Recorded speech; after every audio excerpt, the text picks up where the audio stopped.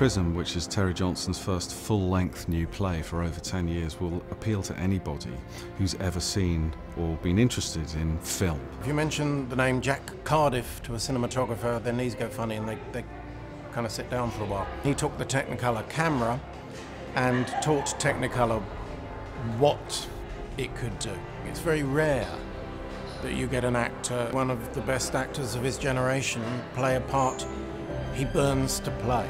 My personal feeling is it's my King Lear. What really fascinates me about Jack is that he created icons with such style and class that they all fell in love with him. One of the images that captured my attention was a photograph of Marilyn Monroe, and it says not the exact words, but "My darling Jack, if only I could be how you made me look." And I realized that would make a great play. It's so fantastic that Bob's on board playing Dad. He's such an amazing actor, and having known Dad, I think he's sort of got a bit of an inside track. I was summoned to lunch by Robert Lindsay, who said, "I want you to write me something." I said, "Why me?" He said, "Rattigan's dead, Stoppard's not available." So he handed me the autobiography of Jack Cardiff. Actually, I was on board before that. I was on board by Pudding. Beautiful. It has Lear overtones to it. Lear's not a part I really want to play. I know the play, I think it's a brilliant play, but I think this is better.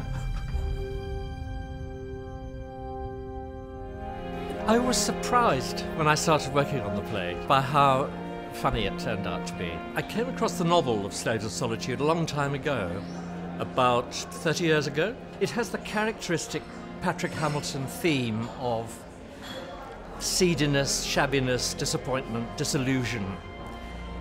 And I think in those days it appealed to my depression more than anything else.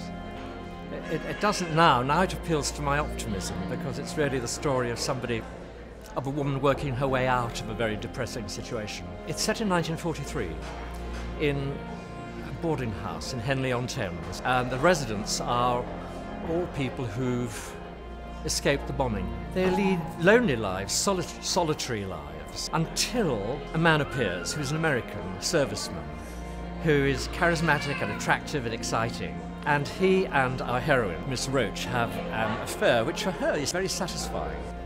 There is a comedy about their self-importance and their bigotry, of course, their accidental, unconscious bigotry. I know these characters very, very well, you see. I was brought up in a very, very similar society of sort of not at all well-off middle-class people, very limited horizons.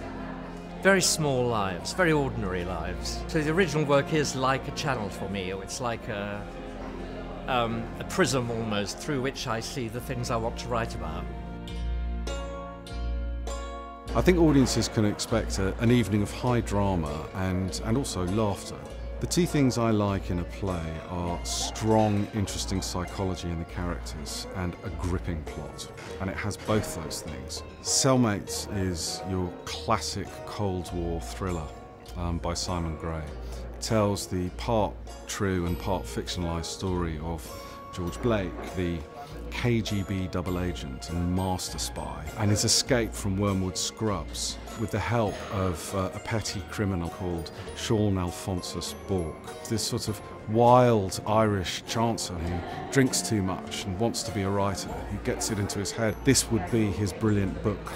And I'm rather hoping, like we did with Judas Kiss and Hapgood, that this will add to our canon of work here at Hampstead Theatre that revitalises a neglected play and puts it back into its rightful place as a serious, brilliant piece of drama.